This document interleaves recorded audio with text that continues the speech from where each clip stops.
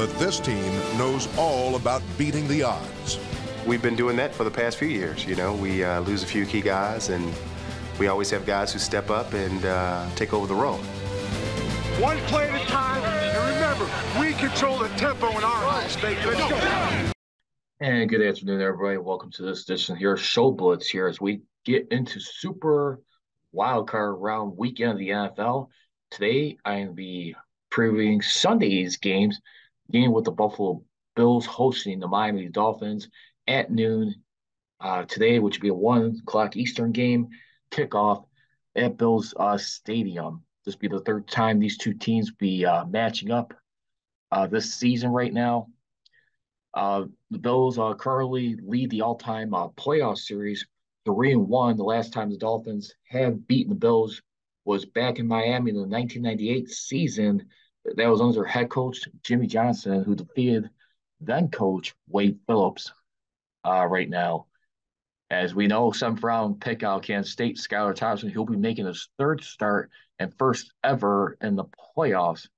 And also, too, Adam Schefter of ESPN tweeted out, too, that Teddy Bridgewater, he is expected to be active today, despite being listed as questionable due to dislocated pinky injury, but he will back up Skylar in today's game per source. I got to tell you what, this is an exciting time right now for the NFL playoffs right here. Two teams right here who have a great familiarity with each other all time in the history of the playoffs, especially in the regular season.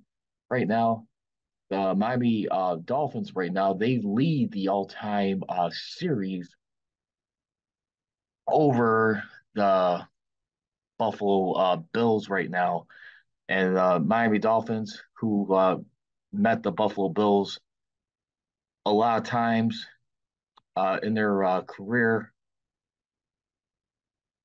they are right now 62-55-1, which includes both the regular season and the postseason. But like I just mentioned, the Dolphins do have a losing record versus Buffalo Bills, one meeting up all time.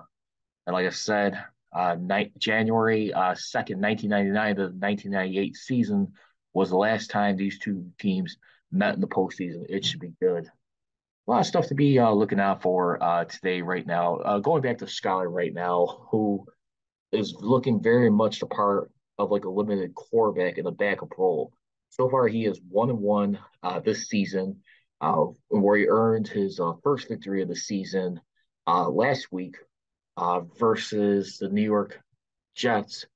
The Miami Dolphins still needed help by needing the Patriots to lose to the Bills, which did happen. Miami Dolphins did edge out the Steelers, who were needing both the Patriots and, of course, them to get into the playoffs. That did not happen. But here's a report on Skylar Thompson, as everyone needs to know real quick with a quick rundown. He has a live arm, but despite that, he has looked every bit a limited quarterback in his reads progression. The key will be for defense coordinator Leslie Frazier will be taking away his first reads, and the Bills may be compelled to blitz often. Run defense will be the key for the Bills, as Raheem Mostert has been rolled out as his thumb last Sunday and hasn't practiced all week. Mostert, he has been their leading rusher this season with 891 yards, but Jeff Wilson also has been a solid backup to him, or a tandem. He has 392 yards off 84 attempts and has matched Mostert for 3 rushing touchdowns on the team. And more quickly, in regards to Skylar Thompson, too, going back to him, of 33 qualifying quarterbacks, not Skylar Thompson, excuse me, Josh Allen. Josh Allen, who was like the big name quarterback in this contest for this matchup, he ranks 31st in completion percentage, 53.2%, and 31st in yards per attempt, 5.95 on 164 attempts against the blitz in 2022. By comparison, Allen is 15th in completion percentage with about 67% and 5th in yards per attempt, 8.10 when a team doesn't blitz. More things to look out for in this game. Well, man coverage favors guys like Stephon Diggs and, of course, Gabe Davis. Closely, Stephon Diggs. Just about anyone in the Dolphins' top corner, Xavier Howard, former I mean, right now when we look at it for this part, the Bills going to and when the Bills go into 11 personnel, Gabe Davis will most likely square off against Keon Crossan. Even for the inconsistent Davis, Crossan is a plus matchup. Diggs leads all his teammates with 11 receiving touchdowns while catching 108, 154 targets for 1,429 yards right here. And as I just mentioned a moment ago, right here, when it comes to this, we'll see what else happens. But I tell you what, this is going to be a fun matchup to say the least. Classic rivalry right here. I mean, it almost kind of feels like not really the same, but when you think of these two teams, you think of old Dan Marino and Jim Kelly going up against each other back in that classic rivalry, the two main quarterbacks. And of course, like the lineups they have right there. I mean, the Miami Dolphins. I mean, like I said, I mean, who faced the Buffalo Bills. Dan Marino, who never beaten Jim Kelly in the playoffs to date. I mean, the highest that these two teams have got to face one another was in the 1992 AFC Championship game, and the Dolphins lost that one at home in Miami to the Buffalo Bills. 29-10 was a score in that one. And when you look at everything right there, I mean, who Miami had right there. I mean, you talk about receivers right there. Dan Marino would have guys, like a Mark Duper, Mark Clayton right there for his team. I mean, in that game right there, the Miami Dolphins were -3 in the turnover ratio right there, and the Buffalo Bills, built, who had a backup quarterback right there too, in their lineup right there. It was Frank Reich, who actually did pull off an amazing comeback versus the Houston Oilers in the wild card round. Those were in the wild card round in that season, and you would see them have Frank Reich start off the first two games for Jim Kelly. Jim Kelly didn't make his return until the AFC Championship game. Of course, we know what happened a few weeks after that.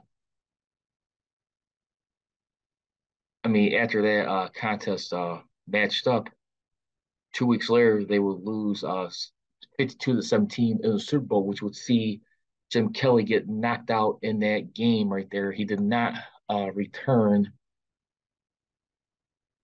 and Kelly, who tried everything he can do to muster that team, he was no longer available. They would definitely get smoked in that Super Bowl. So here we go right now.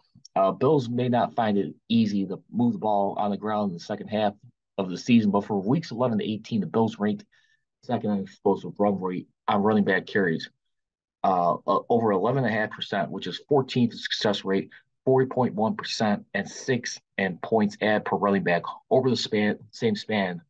11.6% of their running back attempts failed to advance past the line of scrimmage, the lowest rate in the NFL.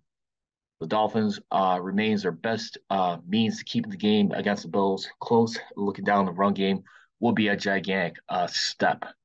Then when you look on the flip side too, the Miami Dolphins right now, who are trying to make a stand right here and try and do something right now. I mean, some improbable odds right now. Listen, I mean, Tua Tagovailoa, his future is definitely in some serious doubt right now. Not sure if the guy, people are speculating if he'll be able to come back and play football at quarterback. Will they have to move on to a new future? I mean, because when you think about everything right now, I thought Tua Tagovailoa had one of his best seasons to date. I mean, when you look at it, I mean, under head coach, I mean, right now, when we look at Mike McDaniel, I mean, you look at like this guy's numbers in only his third season. I mean, he's passed for more yards so far right now, 3,548 yards through the air, 25 touchdowns, the air receptions. He has been sacked only 21 times with a loss of 163 yards right there. I mean, his QB rating has definitely improved a lot. Another I almost like 60% more than what his previous year was, 90, and then 87 his rookie year. So the Miami Dolphins, I mean, who definitely were big aggressors right here when it came to that.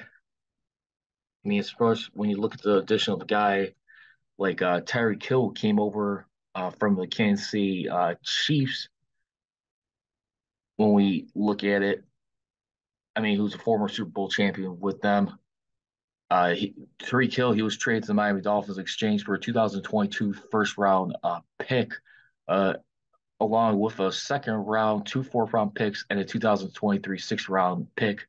Hill, he signed a 4-year, $120 million extension, which includes 72.2 million guaranteed, making him the highest paid wide receiver in the NFL. When you look at him with the Miami Dolphins, his contributions, I mean, right now, for this season, right now, I mean, receiving yards, I mean, he leads all his receivers, 1,710 yards, 7 touchdowns received, along with a,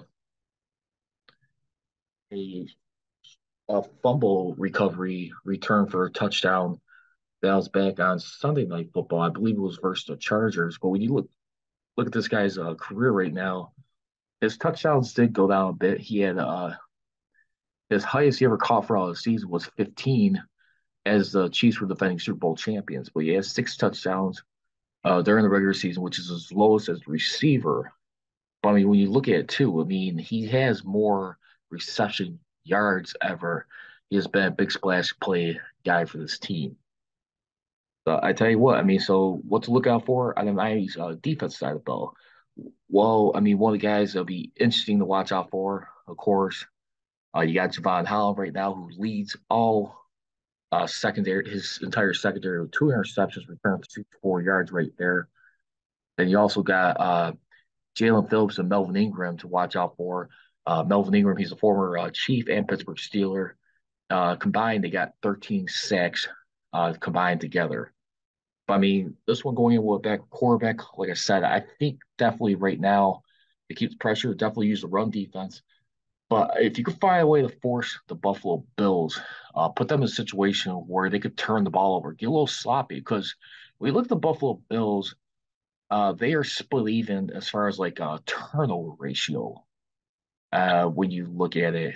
And that's one thing to be a little bit concerned with right there. I mean, when you think about it, I mean, that you gotta be a little bit careful right there in that regard, to say the least. And that's where they gotta be a little bit more careful right there.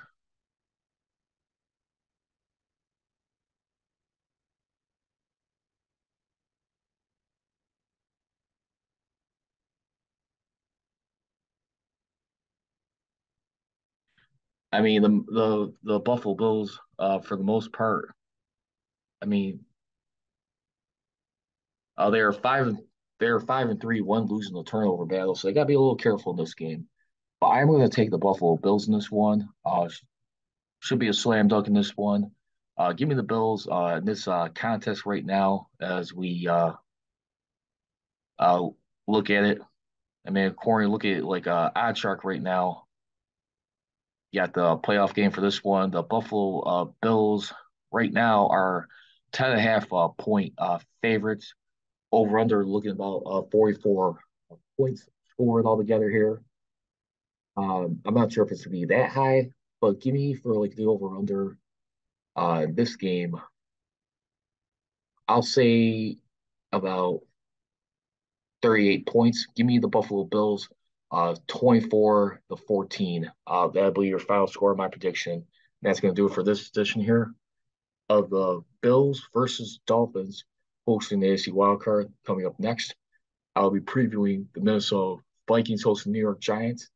And then, of course, later on the finale of Sunday's games, Cincinnati Bengals hosting the Baltimore Ravens. Once again, you guys can follow me on Twitter at MetaSteelCGR and at MetaSteel Nation on Instagram. Thank you for watching the MetaSteel podcast with your host, Charles Prodigy Richey, here on YouTube.